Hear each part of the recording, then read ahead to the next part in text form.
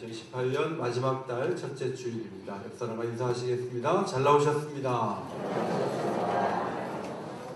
한 달 남았지만 한 번 더 인사합니다. 한 해 동안 열심히 달려오시느라 수고하셨습니다.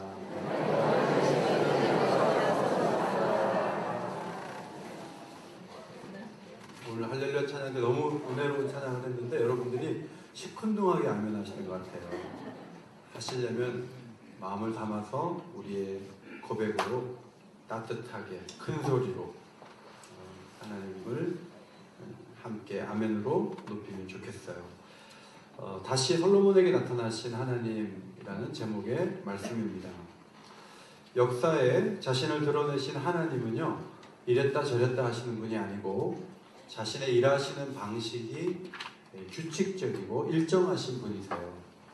그래서 하나님은 성경을 통해서 긴 세월 동안 자신을 역사에 드러내셨는데 그 역사에 드러내신 그 하나님과 지금 하나님이 원하시고 움직이시는 것이 변함이 없기 때문에 성경은 가치 있는 책이라고 볼 수가 있습니다.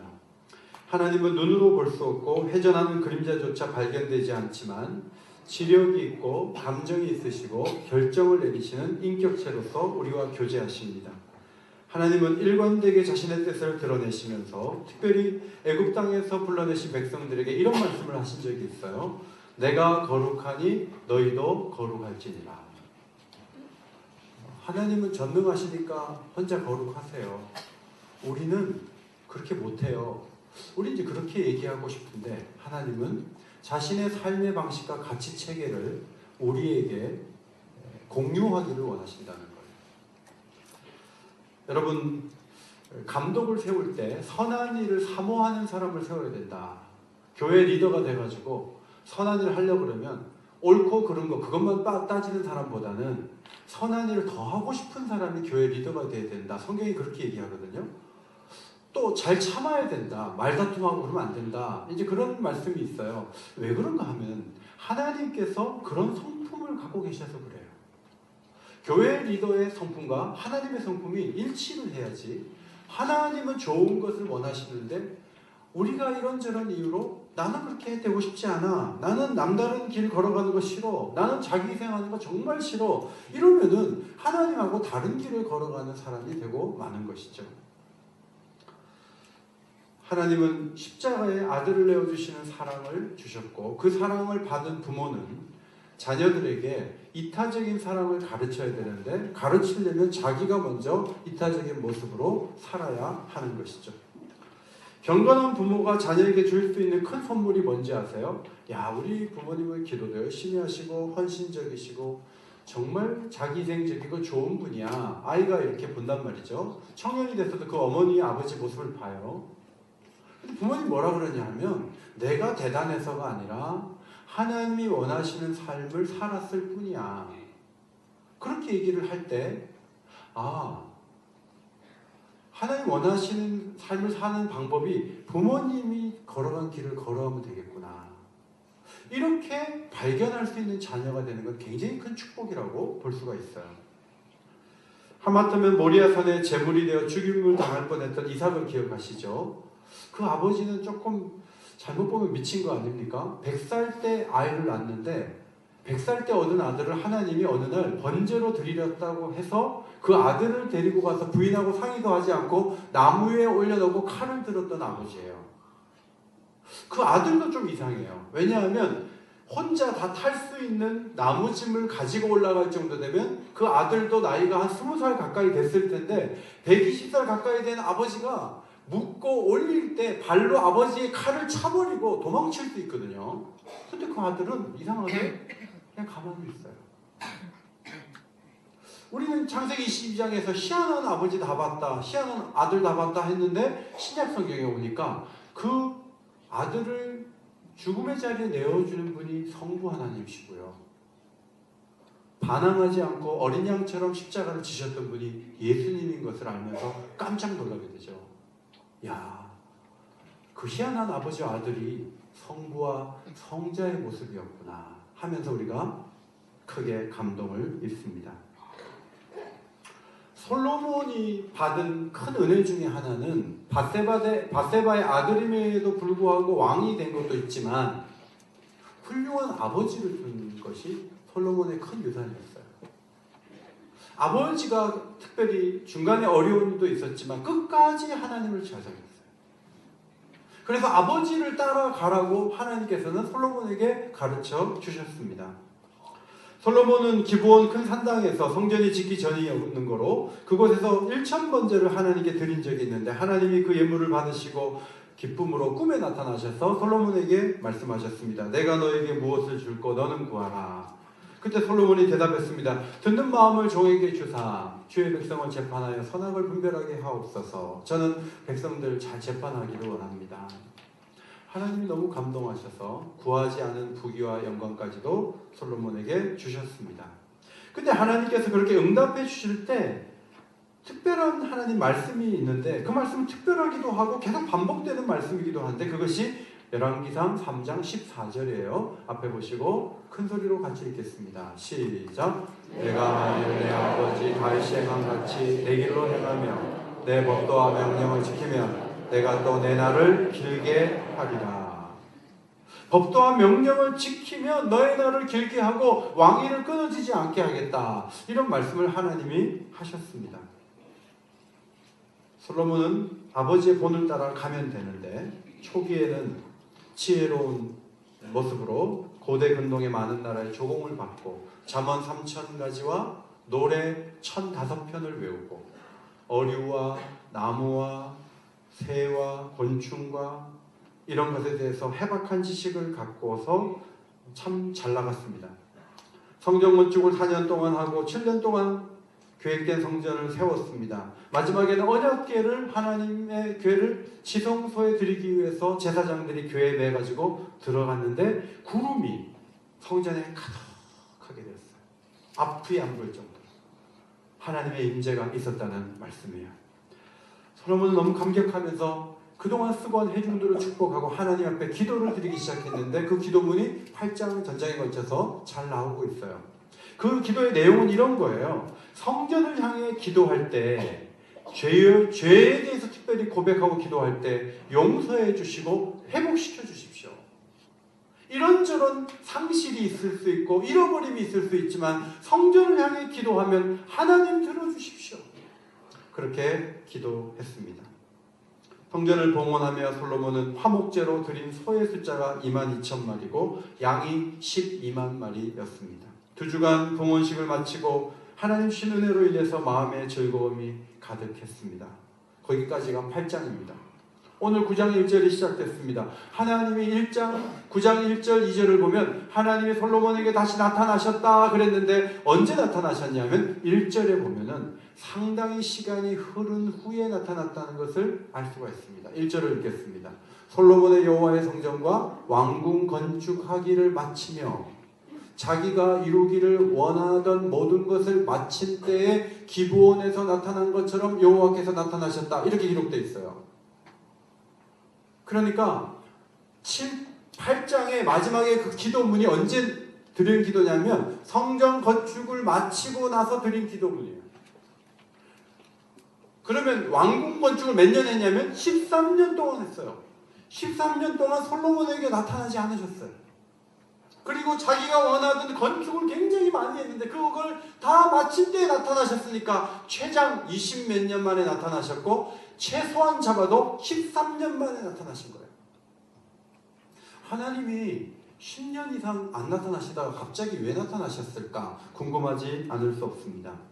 저는 경고를 보내기 위해서 나타나셨다. 저는 그렇게 해석하고 싶어요. 그럼 근거를 여러분에게 제시를 해야 되죠. 첫 번째 근거는 왕궁 건축과 솔로몬이 원하던 일을 마치기까지의 10몇 년 아니면 20년 넘는 세월 그 기간 동안의 일에 대해서는 오랜만에 나타나셔서 한마디도 안 하셨어요. 그것이 솔로몬의 심각함을 보여주는 하나의 증거라고 하는 것입니다. 8장의 기도문은 최소한 13년 전의 기도고 어쩌면 20몇 년 전의 기도일 뿐이에요. 열왕기서를 쓰는 역사가는 그 기도문을 길게 적어놓고 시간이 많이 흐른 후에 하나님이 나타나셔서 너의 기도를 들으신다라고 말씀했을 때 그 기도는 13년 전의 기도고 20몇 년 전의 기도다라는 것을 우리에게 암시해주고 있습니다. 3절을 본문 3절을 같이 앞에 보시고 읽겠습니다. 내 기도와 시작. 내 기도와 내가 내 앞에서 강구한 바를 내가 들었은즉 나는 내가 건축한 이 성전을 거룩하게 구별하여 내 이름을 영원히 그곳에 두며 내 눈길과 마음이 항상 거기에 있으리니. 기도와 성전을 말씀하셨어요. 그 기도는 지금까지도 계속 기도를 드렸겠죠. 그렇다면 정말 성전을 건축한 다음에 드린 기도만큼 훌륭한 기도문이 있었다면 역사가가 썼을 거예요. 그 이후에 왕궁을 건축하고 또 이런 기도를 드렸는데 하나님이 그 기도를 받았다 이렇게 썼을 텐데 아주 오래전에 기도문을 쭉 나열한 다음에 그 다음에 하나님이 나타나셔서 기도를 말씀하셨다. 그것은 아주 오래전의 기도를 의미하는 것이고요. 성전을 말씀하시는데 왕궁 건축과 여러 성을 건축한 것에 대해서 한 마디도 안 하세요. 하나님이. 여러분, 하나님은요 성전만 짓는 걸 좋아하시는 분이 절대로 아니세요. 성경을 보면 그런 분이 아니세요. 왕이 되어서 왕궁을 잘 건축해서 정치를 잘하는 거 하나님 관심이 있으세요. 성마다 잘 해가지고 사람들이 잘 안전하게 살아가도록 왕이 돕는 거 하나님 관심이 있어요. 그런데 하나님은 그것에 대해서 아무 말씀도 안 하세요. 이유는 성전 건축 이후에 하나님의 눈에 들만한 기도도 없었고 헌신도 없었기 때문이다. 그렇게 저는 해석을 하고 싶습니다. 성도 여러분, 하나님이 여러분의 기도를 기쁘게 받으시고 오늘 한마디 하신다면, 최근에 여러분이 드린 기도를 말씀하신다면 여러분이 지금 기도하고 있다는 뜻이고요. 여러분들이 야, 너 그때 청년 때 기도 정말 열심히 했다 이렇게 말씀하셨다면 여러분은 장년이 돼서는 기도를 안 하고 있다는 뜻이 돼요. 우리가 뜨겁게 기도하고 헌신적으로 하나님 앞에 살았던 경험이 있지만 오래전의 경험일 수 있어요. 과거에 뜨겁게 간절하게 기도했다는 추억이 있다는 것이 지금 내가 간절하게 기도하고 있다는 것을 의미하지는 않습니다. 이게 중요해요. 계속적인 능력 있는 신앙이 되려면 현재 그 사람이 기도하고 있고 현재 헌신하는 게 중요해요. 나도 왕년에 한가닥 했습니다. 그런 사람은 하나도 세상에 있어서 무섭지 않다고 하듯이 하나님도 그런 마음이에요. 두 번째, 솔로몬에게 보내는 경고라는 두 번째 근거는 명령대로 순종하면 왕위가 끊어지지 않을 것이라는 옛날에 상기시켰던 말씀을 또 하신다는 거예요. 이거 몰라요. 옛날에도 했고 솔로몬도 왕이 된다면 이런 말을 했어요. 내 앞에서 행하기만 하면 이스라엘 왕위에 앉을 사람이 내 앞에서 끊어지지 아니하리라 하셨사오니 이제 다윗을 위하여 하신 그 말씀을 지키십시오 라고 솔로몬이 그렇게 기도한 적이 있어요. 그런데 세월이 많이 흐른 후에 말씀대로 행해야 된다라고 다시 듣고 있는 솔로몬의 모습을 보게 됩니다. 저는 혈액 검사를 3개월에 한 번씩 병원 가서 해요. 근데 병원에서 요구하는 건 그런 거예요. 뭐 병이 중증이 있고 그런 건 아닌데 가능성이 있기 때문에 몸무게가 늘면 위험하다. 이제 그런 얘기를 했고 몸무게를 계속 늘려가서 어떻게 되는지를 사진으로 저한테 처음에 보여줬어요. 그래서 제가 너무 무서워가지고 좀 운동도 많이 하고 좀 절 먹고 그래서 잘 조절했더니 6개월 만에 의사가 다음번에 더 줄여갖고 오면은 몸무게 줄여갖고 오면 약을 끊는다 이렇게 얘기했어요. 저는 그 얘기를 듣고 너무 감격해서 3개월 후에 3kg를 쪄가지고 갔어요.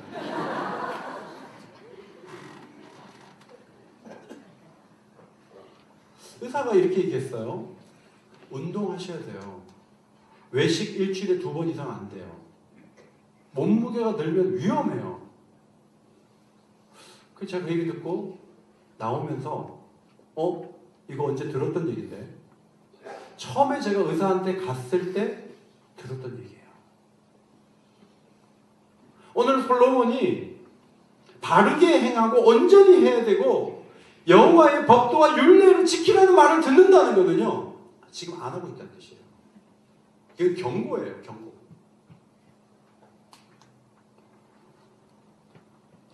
지금 솔로몬이 문제가 생긴 걸 여러분 보십니까? 저는 잘 보여요. 어떻게 보냐면 그 다음 구절을 보세요. 10절부터 14절을 보면요, 솔로몬이 이런 사람이 아니었는데 희한한 행동을 하는 것을 발견해요. 어떤 행동을 하냐면 두로라는 그 나라에서 백향목을 배워오고 기술자를 지원받아서 20년 동안 성전 건축과 왕궁 건축을 끝냈어요. 그리고 이제 후불로 대가를 지불을 하는 거예요. 그런데 여러분, 솔로몬답지 않은 행동을 하고 있어요. 갈릴리에 쓸모없는 땅 20성읍을 주면서 이게 대가라는 거예요. 두로는 싱가포르처럼 도시국가의 형태였어요. 그래서 땅이 필요해요. 그런데 제일 못한 땅을 주는 거예요. 제일 위험한 땅을 주는 거예요. 예물로 말하자면요, 그냥 저는 양을 갖다 바치고 문제가 있는 양을 갖다 바치는 거하고 똑같은 거예요. 여러분 가운데 기업을 운영하거나 뭐 작은 가게를 하나 운영한다 할지라도 직원들을 잘해주고 싶은 마음이 있다면 신앙이 살아있는 분들이에요. 어떻게든 퇴직금 조금 주고 어떻게든 임금 조금 줘가지고 그걸로 뭘 좀 해보려고 하면요, 그 사람은 이미 신앙이 병든 거예요. 솔로몬은 지금 가난하지 않아요. 한 나라로부터 120달란트의 금을 받을 정도예요. 한 6천억 정도 된다고요. 솔로몬의 세수는 조단이에요. 엄청나게 들어오고 있어요. 그럼에도 불구하고 성전을 짓기 위해서 많은 것들을 가지고 왔던 나라의 왕을 섭섭하게 만드는 거예요. 이거는 솔로몬이 정상적이지 않다는 것을 보여주는 중요한 근거가 되는 거예요.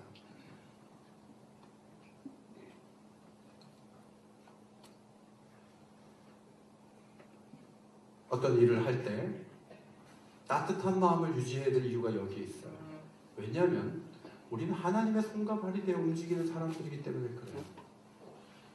세상의 기준을 가지고 자꾸 교회에다가 잣대를 들이밀지 말아야 돼요. 교회는 교회예요. 특별히 가난하고 어렵고 힘없는 사람들에 대해서 교회는 따뜻한 사랑을 베푸는 주님의 손이 돼야 돼요. 솔로몬은 그 점에서 멀리 떠나 있었습니다. 이 말씀이 경고가 되는 이유는 세 번째, 다른 신을 경배할 경우 세 가지 벌을 주시겠다는 말씀을 하나님께서 아주 강하게 하셨다는 것이죠. 첫째로, 앞에 보시고 큰 소리로 읽겠습니다. 시작. 둘째로, 셋째로. 여러분, 굉장히 무서운 말씀이었습니다. 땅에서 끊어버리겠다 했어요. 그럼 땅에서 끊어지면요, 포로로 잡혀가는 거예요. 실제로 365년 후에, 성전을 건축한 지 365년 후에 솔로몬의 왕조는 끊어졌고요. 그리고 성전이 무너졌어요. 그리고 사람들이 손가락질 하는 거예요. 아니, 여기 성전이 있었는데 여기 어디 갔냐? 왜 뛰느냐? 그런데 대답하기를, 애굽에서 인도하신 하나님을 등지고 배신하고 다른 신을 섬기다가 저렇게 됐대. 하나님이 그런 예를 들어서 8절과 9절에 말씀을 하셨던 것이죠. 당장 내일 일어난 일은 아니라 할지라도 하나님은 솔로몬이 제발 하나님을 사랑하는 자리에서 떠나지 않기를 정말 간절히 원하셨어요. 여러분, 하나님의 기쁨이 뭐예요? 하나님이 지구 같은 이런 행성을 하나씩 만드는 게 하나님의 기쁨입니까? 아니에요. 우주를 만드는 게 하나님의 기쁨입니까? 그럼 하나님 우주를 계속 만드실 거예요. 하나님은요, 이 지구 안에 살아가는 우리들이 하나님과의 관계를 맺고 하나님을 등지지 않고 하나님을 따뜻한 눈으로 바라보고 그분의 계명과 법도를 따라서 날마다 잘 살아가는 사람들이 끝까지 잘 살아갈 때 하나님은 그게 기쁨이에요. 아멘? 하나님 기쁨이 딴 데 있지 않아요. 하나님, 우리가 하나님 뜻대로 잘 사는 걸 기뻐하세요. 근데 솔로몬은 하나님 정말 걱정이 돼서 말씀을 하시는 거거든요. 하나님은 죄를 짓기 전에, 무너지기 전에 반드시 경고를 하십니다. 가인과 아벨이 제사를 드렸는데 아벨의 제사를 받으셨어요. 가인의 제사를 받지 않으셨어요. 근데 가인이 내가 무슨 문제가 있었나? 자기를 돌아보면 좋은데 가인이 화가 났어요. 아니, 동생이 제사를 받고 내 제사를 안 받아? 하나님 뭐야? 내 동생이 뭐가 잘했다고? 저게 없으면 내가 더 좋을 텐데 이런 생각을 했던 것 같아요. 하나님이 나타나셨어요. 야, 너 왜 이렇게 분을 내고 얼굴빛이 그게 왜 그러냐. 그러시면서 하나님 이런 말씀하셨어요. 내가 선을 행하면 어찌 낯을 들지 못하겠느냐. 선을 행하지 아니하면 죄가 문에 엎드려 있느니라. 죄가 너를 원하나 너는 죄를 다스릴지니라. 너 지금 사고 치기 직전인데 너 가만히 있어라. 그렇게 말씀하신 거예요. 근데 4장 8절에 들에서 동생을 쳐 죽이니라. 직전에 말씀하셨음에도 불구하고 안 들은 거예요. 베드로는 모두 주를 버릴지라도 자신을 결코 주님 버리지 않겠다고 다짐했어요. 주님 말씀하셨어요. 내가 진실로 진실로 내게 이르노니 오늘 밤 다 굴기 전에 내가 3번 나를 부인하리라. 여러분, 이 말씀은 주님이 말씀하시니까 반드시 부인해 달라는 얘기입니까? 아니죠. 부인하지 않기를 원한다는 말씀을 들려주신 거예요. 그럼에도 불구하고 베드로는 부인을 하죠. 오늘 9장 3절로 9절 말씀은 다른 신에게로 향할 수 있는 여지를 차단하고자 하는 하나님의 사랑의 경고의 말씀이에요. 그런데 솔로몬이 그 말을 들었는가 하면 안 듣거든요. 안 들어요. 여러분이 안 듣습니다. 우상 숭배자가 됩니다. 이 11장에 가면 우상 숭배자가 되고 말았습니다. 가인도 솔로몬도 베드로도 경고를 해봐야 소용이 없어요. 저는 목회를 하면서 제가 권고하는 분들이 가끔 있어요. 집사님 그렇게 하지 마세요. 전도사님 지금은 때가 아니에요. 목사님 그게 아니잖아요. 나는 이렇게 하면 좋겠는데. 제가 기도해 보니까 이 길이 맞는 것 같아요. 정말 그렇게 하면 그건 아닌 것 같아요. 제가 10번 권면하면요 상당 부분 퇴짜를 맞아요. 심지어는 같이 일하는 교역자들도 아니에요 목사님 전 제 길을 갑니다. 내가 뭐 붙잡아도 안 돼. 지금 타이밍 그게 아니라니까. 근데도 안 굽혀. 그래서 전 너무 섭섭해요. 섭섭해서 무슨 생각이 드냐면 내가 다시는 권면하지 않을 거야. 이제 그런 생각이 들어요. 근데 가만 생각해 보면 그런 퇴짜를 가장 많이 맞는 분이 누구냐 하면 하나님이세요. 하나님은 오늘도 저를 통해서 여러분에게 말씀하세요. 여러분이 아침에 묵상할 때 말씀하세요. 그럼에도 불구하고 여러분이 하나님 뜻이 너무나 분명함에도 불구하고 자기 나름대로 해석하고 생각하면서 내가 갈 길을 나는 가고야 만다. 그런 태도를 보이는 사람들이 얼마나 교회 안에 많아요. 근데 하나님이 말씀을 그러면 속상해서 하지 말아야 되는데 하나님은 퇴짜 맞으시면서 계속 말씀하세요.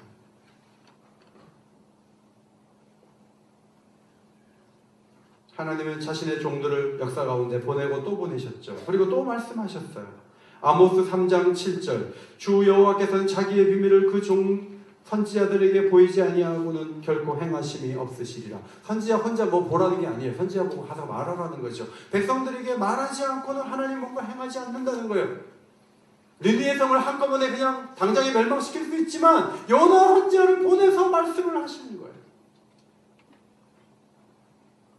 성도 여러분, 여러분에게 하나님이 말씀을 하십니까? 그 말씀이 들리십니까? 그것이 하나님의 사랑인 줄을 믿으시기 바랍니다. 그게 하나님의 사랑이에요. 잠언 27장 6절 말씀을 같이 읽겠습니다. 시작. 친구의 원책 마음은 충직으로 말미암는 것이나 원수의 잦은 입맞춤은 거짓에서 난 것이니라. 아픈 얘기를 왜 합니까? 교회 와서 위로받으려고 하는데 아픈 얘기 목사님 하지 마세요. 저는 좋은 얘기만 듣고 싶어요. 이런 분들 계시죠. 오늘 여러분이 힘있게 아멘 하기가 힘드실 거예요. 왜냐면 여러분이 안 하시는 걸 제가 자꾸 얘기하니까. 그러나 여러분, 이것이 저는 교회 사랑이고 하나님을 향한 충직이고 여러분을 향한 사랑이라고 저는 생각을 해요. 하나님은 13년 전까지 보여줬던 솔로몬의 그 사랑이 지속되기를 원하고 계셨습니다. 그런데 솔로몬이요 하나님을 버리고 여호와 앞에서 악을 행하고 우상 숭배자가 되고 맙니다. 가인도 안 들었어요. 솔로몬도 안 들었어요. 베드로도 안 들었어요. 그러면 뭐하러 미리 얘기할까? 아무 도움이 안 되는데. 히브리서 4장 2절 말씀. 자, 히브리서 4장 2절 앞에 보시고 같이 읽어요. 시작. 그런가 그 말씀이 유익되지 못한 것은 듣는 자가 믿음과 결부시키지 아니하니라. 믿음으로 받아야 말씀이 유익하다는 거예요. 그냥 듣고 왔다 그래서 유익된 거 하나도 없어요. 에어로빅 하는 비디오 테이프 100번 봤어요. 몸은 가만히 있어요. 하나도 유익되지 않아요. 그 나오는 대로 움직이기 시작하면서 몸이 좋아질 수 있는 거예요. 그거와 똑같은 거예요. 저는 솔로몬이 왜 이럴까 많이 생각했어요. 솔로몬이 이렇게 된 이유가 있어요. 그건 뭐냐면 사랑이 식어서 그래요. 사랑이 식어서. 연애할 때는 동두천에서 수원까지 데려다 주는 것을 기쁘게 여겼던 남편이 200m 앞에까지 움직이는 것도 결혼한 후에는 싫어해요. 그러면 남편의 사랑이 식은 거예요. 하나님을 향한 사랑도 고정된 게 아니고 커졌다 작아졌다 한단 말이죠. 그러면 이 하나님에 대한 사랑을 끝까지 해야 되는데 어떻게 해야 되겠는가? 4가지를 말씀드려요. 첫째로 하나님 대신 다른 사랑의 대상이 생기는 것을 경계해야 합니다. 권세와 여자와 재물이 솔로몬의 마음을 움직였어요. 솔로몬은 내가 성전을 지었는데 내가 하나님 사랑하지 않겠어. 난 끝까지 사랑해 라고 생각했지만 그 사랑이 방향을 틀었을 때 여자들을 사랑하고 우상을 숭배한 쪽으로 가버렸어요. 하나님은 100세나 되어서 얻었던 그 아브라함의 아들을 갖다 바치라 했는데 그거는 시험이었고 테스트였어요. 뭘 보려고 하냐면 그 100세나 돼서 얻은 아들보다 내가 더 중요한가 하나님 그것을 보고 싶어 하셨어요. 하나님 질투의 하나님이세요. 하나님은 최고의 사랑을 원하세요. 하나님을 최고의 사랑으로 평생을 섬기시기를 주의 이름으로 축원합니다. 최고의 사랑. 광야에서 살다 보니까 가나안에 들어가는 목적을 주셨는데 그 목적은 다 잊어버리고 원 없이 먹고 즐겁게 사는 그게 목적이 돼가지고 그냥 만나라는 기적을 먹음에도 불구하고 틈만 나면 원망을 했던 사람들은요 목적이 옮겨졌고 사랑의 대상이 옮겨지고 만 것이죠. 축복을 누리는 건 좋지만 주객이 전도되면 안 돼요. 항상 더 중요한 거 있고 덜 중요한 게 있는 거예요.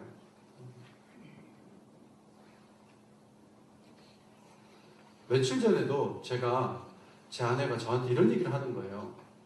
여보, 당신 프로야구 좋아하는데 하이라이트 5분 그 보는 것도 안 보면 좋겠어. 이러는 거예요. 그래서 제가 숨 막혀 죽을 것 같다고 했어요. 여보, 나 숨 막혀 죽을 것 같아. 어떻게 5분도 안 보냐? 내가 그랬죠? 그랬더니 저한테 이렇게 얘기하는 거예요. 토요일 날은 보면 안 돼요. 토요일 날 보는 게 문제예요. 토요일 날은 주일에만 집중해야 돼요. 저한테 딱 이렇게 얘기하는데 차에서 내리기라고 하고 싶다고. 저는 유현진 선수를 좋아하거든요. 유현진 선수가 우리 예진이 닮았어요. 유현진 선수를 좋아한다고요. 근데 유현진 선수가 나온 그날은 괜히 그걸 중계방송 보고 싶고요. 그 하이라이트라도 좀 보고 싶어요. 그런데 주일도 걸리고 토요일도 걸려요. 그때 제가 유현진 선수 보는 걸 내려놓으면 그 프로야구는 해외 야구는 우상이 아니에요. 근데 제가 그것을 힐끔힐끔 보기 시작하면 저는 우상을 갖고 있는 거예요. 저는 카메라를 좋아해서 사진 찍는 거 굉장히 좋아하지만 카메라 들고 나가서 사진 찍는 게 설교 준비하는 것보다 더 재밌고 더 좋으면 사진기를 부셔버려야 돼요. 취미를 빌미로 이런저런 이유를 빌미로 우상을 여러 가지로 가져가지고 하나님께 주목할 수 있는 시간과 에너지를 다 가져가 버리면 언제 하나님을 사랑하겠어요? 저는 저의 예를 들었을 뿐이지만 여러분도 한두 가지씩 있지 않아요? 그 우상을 꺾어버리고 버리고 하나님 한 분만을 더 잘 섬길 수 있는 믿음의 식구들이 되시기를 바랍니다. 두 번째로 하나님을 계속 사랑하기 위해서 과거에 매여 있으면 안 돼요. 야구에서요 소구를 보낼 때 제일 안타까운 게 뭐냐면 투 스트라이크를 집어넣고 볼 4개 주는 거예요. 오히려 원 스트라이크만 넣고 볼 하나 넣었다가 또 이렇게 하다가 하면 스트라이크 앞도 잡고 맞춰서 잡을 수가 있는데 2개 스트라이크 들어간 다음에는 방심을 하는 거예요. 솔로몬이 그런 현상이 있었어요. 내가 어릴 때 성전을 지었는데, 그리고 늘 성전 진 거 가지고 머릿속에 거기에 기대고 있는 거예요. 이게 굉장히 솔로몬의 큰 약점이 되고 말았어요. 이게 솔로몬의 약점만이 아니고 저와 여러분의 약점일 수 있어요. 오래전에 헌신한 걸 계속 기억하면서 내가 30년 전에 뭐 했고 20년 전에 뭐 했고 20년 동안 아무것도 안 했음에도 불구하고 40년 전, 50년 전을 생각하면서 지금도 내가 헌신자로 하나님께 인정받고 있다고 착각하고 있는 거예요. 그건 착각이에요. 저는 이 솔로몬의 말씀을 심각하게 보면서 뭘 느꼈냐면, 와, 솔로몬이 왕궁 건축할 동안에 벌써 마음이 갈라진 것 같아요. 여러 가지 증거를 제가 몇 번을 말씀을 새벽에도 드렸어요. 근데 솔로몬이 왕궁 건축 13년 동안 뭐 했지? 아무것도 안 했네, 이런 생각이 들었는데, 제가 오인교회 온 지가 13년 됐거든요. 제가 초기에 가졌던 그 마음에서 많이 떠나 있구나. 내가 하나님 앞에 회개할 게 있구나. 근데 13년 전에 한 게 너무 머리에 많으면요, 지금 안 해도 돼. 옛날에 많이 했으니까. 하나님은요, 오늘의 헌신과 오늘의 기도를 기다리고 계세요. 아멘. 사도 바울은 형제들아, 오늘까지 나는 범사의 양심을 따라 하나님을 섬겼다고 자신있게 자신을 공격하는 사람들을 향해서 말했어요. 공회에서. 너무 훌륭한 얘기예요. 오늘까지 계속 주님을 만난 다음부터 오늘까지 양심을 따라서 하나님을 범사에 섬겼다는 거예요. 이런 고백을 하는 것이 너무나 귀한 거예요. 10년 전까지 했다는 게 그게 뭐가 자랑이에요. 지금 안 하고 있는데. 10년 전에 철야기도 하고 산기도 한 게 뭐가 그렇게 대수예요. 지금 기도를 안 하고 있는데. 옛날에 금요기도에 모인 게 뭐가 그렇게 자랑이에요. 지금 금요기도에 안 나오는데. 옛날에 새 준비기도에 나왔던 거 옛날에 했지 이번에 나왔냐고요. 내일부터 나올 마음이 없는데 옛날에 기도한 게 무슨 도움이 되겠어요. 아무런 도움이 되지 않아요. 기도는 오늘 하는 거예요. 헌신도 오늘 하는 거예요. 옛날 거 기억하지 마세요. 그건 하나님만 기억하시면 돼요. 오늘을 사시기를 바랍니다. 오늘을 사셔야 돼요. 세 번째, 솔로몬은 기록된 말씀을 사랑하고 즐거워하지 않았어요. 솔로몬의 앞에 하나님이 나타났어요. 몇 번 나타난가 세보면 최대한 5번? 4번? 그리고 10년에 한 번 나타났어요. 10년에 한 번 나타나서 말씀하신 거 들어가지고 제대로 걸어갈 사람 한 명도 없어요. 하나님과 교제는 자주 해야 돼요. 하나님 말씀 앞으로 자신이 나갈 수 있음에도 불구하고 솔로몬은 전도서를 쓴 사람이에요. 잠언을 쓴 사람이에요. 그럼에도 불구하고 기록된 모세 오경 앞으로 나가지 못했어요. 그것이 그의 심각한 잘못이에요. 하나님은 기록된 성경을 주셨어요. 기도하다가 신비로운 경험을 할 때가 있습니다. 영적인 사람들은 경험합니다. 지금도 경험해요. 그런데 그 경험이 매일 있는 게 아니에요. 그런데 하나님이 변치 않는 그 자신의 원리와 법도를 계속 성경을 통해서 우리에게 묵상하라고 하시면서 이걸 우리에게 주시거든요. 매일 마음에 새길 수 있어요. 매일 마음에 새길 수 있어요. 제가 큐티인을 사라고 몇 번을 광고를 하잖아요. 11월, 12월 달에 반이 남았어요. 가지고 논 거. 그래서 간사가 제 방에 다 갖다 놨어요. 여러분, 묵상할 계획도 없고 마음도 없어요. 여러분, 그 사람이 어떻게 하나님 뜻대로 살 수 있다고 생각하세요? 옛날에 잘했기 때문에 앞으로도 잘할 것이다. 천만의 말씀이에요. 오늘 내가 묵상하고 듣고 하루하루 양식을 먹으려고 애쓰지 않는 사람은 영적인 기근에 붙잡혀서 죽어버려요. 그건 아무것도 아니에요.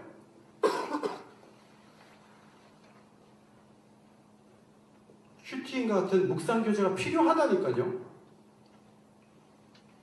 그걸 가지고 하루하루 묵상을 해야 돼요.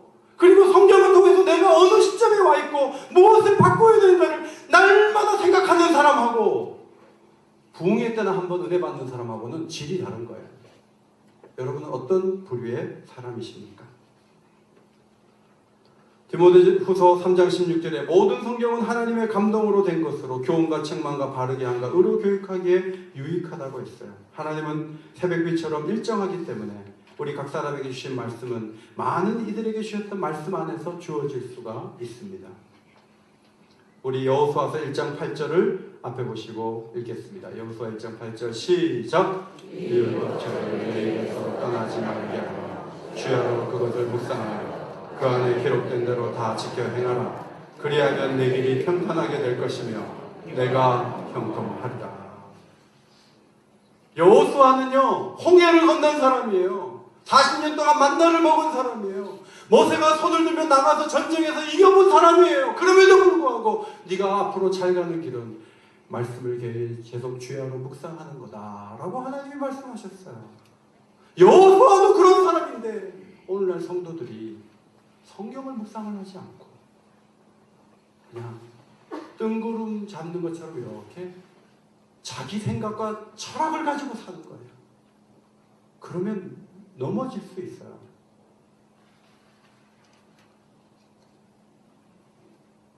마지막 네 번째, 하나님 사랑하기 위해서 하나님 우리를 얼마나 사랑하셨는가를 기억해야 돼요.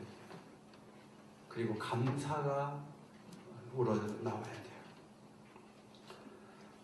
솔로몬은 왕이 되었을 때 아버지 다윗을 대신해서 왕이 되게 하신 하나님, 저는 출입할지 모르는 작은 아이다, 이렇게 얘기했어요. 그런데 나중에는 그런 고백을 한 적이 없어요. 성경을 보면 다윗은요 40년 통치한 뒷부분에 유다 지파를 택하시고 유다 지파 집 중에 아비 집을 택하시고 아비 집에서 여러 형제 중에 나를 택했다, 이런 고백을 해요. 노인이 됐는데 자기가 처음에 왕이 됐을 때 그 과정들을 계속 기억을 하면서 하나님 앞에 고백을 하는 거예요. 직분을 받기 전에, 직분을 받은 후에 한참을 일하다가 직분을 받기 전에 내가 어떤 상태에 있었는데 직분을 받아서 감당했다는 것을 고백하면서 내가 회복될 수 있고 놀라운 모습으로 달라질 수가 있어요. 노인이 되었는데 청년 때 실수하고 잘못하고, 그런데 하나님이 기다려주시고 나를 붙들어 주셨다는 그 사실을 백발의 노인이 앞에 나와서 고백을 하는 거예요. 그때 그 노인의 마음속에 두 가지 은혜가 오는 거예요. 하나는 사랑이고 하나는 감사예요. 하나님 감사합니다. 그리고 하나님 더 사랑하겠습니다. 이런 마음을 갖게 되는 것이죠.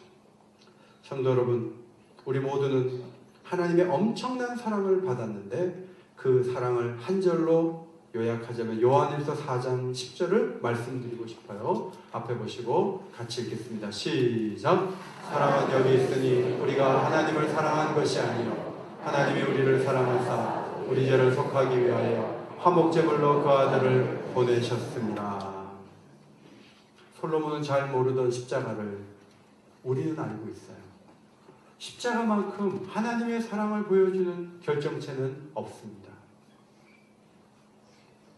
여러 가지 문제도 있고 어려움도 많았던 하와이에서 있었던 우리 김행선 선교사님이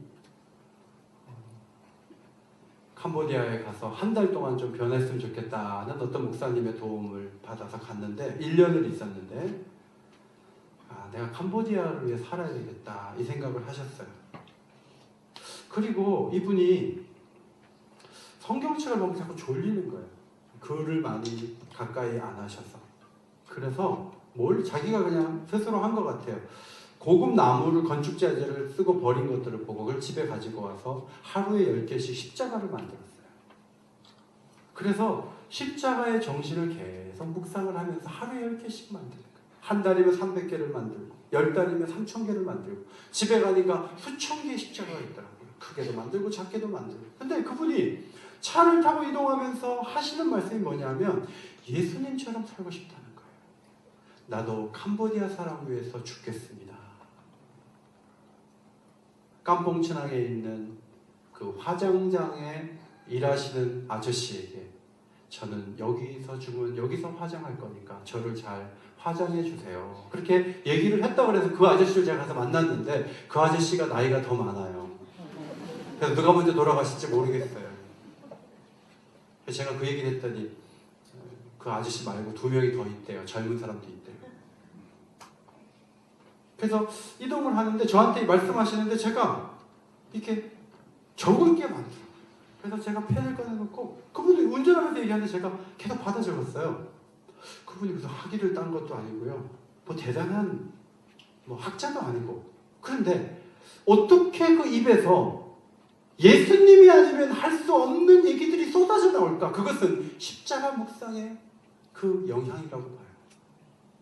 여러분, 솔로몬처럼 너무 바쁜 것은 죄 짓는 거예요. 연말에 왜 기도해야 하는지 아세요? 예수님께 주목해야 새해가 잘 올 수 있다, 그런 얘기예요. 막년에 한다고 여기저기 막 돌아다니면서 교회 한 번 오지 않고 주일날만 얼굴 보이고, 여러분 그러면 내년도 똑같은 한 해예요. 그러나 십자가를 묵상하고 기도함으로 이 12월을 달려간다면 내년 한 해를 지켜주실 줄 믿습니다. 우리 그런 믿음 가져야죠. 내일부터 2주간 기도해요. 저녁에도 하니까 새벽에 약하신 분 저녁에 나오세요. 8시 반. 그리고 새벽에 5시 반. 새벽은 2주간 제가 다 설교할 거예요. 나오시고, 저녁이 좋으면 저녁에 나오시고. 물론 어떤 분들은 이런 광고를 하고 설교를 하고 말씀을 갖다가 대도 목사님, 저는 제 삶의 방식이 있어요. 저는 기도 안 하고 겨우 살아가는 게 제 삶의 방식이에요. 저를 건드리지 마세요. 자꾸 강요하면 딴 교회 가버릴 거예요. 그렇게 생각하시는 분 계세요? 그래도 저는 계속 얘기할 거예요. 하나님은 하셨으니까. 성도 여러분, 다시 말씀해 주시고 다시 하라고 하실 때 그것이 사랑이 되시기를 바랍니다. 그게 사랑이에요. 자식을 고치려고 부모가 계속 말하는 것처럼 하나님도 말씀하시거든요. 다시 과거에 매이지 말고 앞으로 나아가고 정직한 길로 걸어가고 순종의 길로 나아가는 성도들이 다 되시기를 주님의 이름으로 축원합니다. 축원합니다.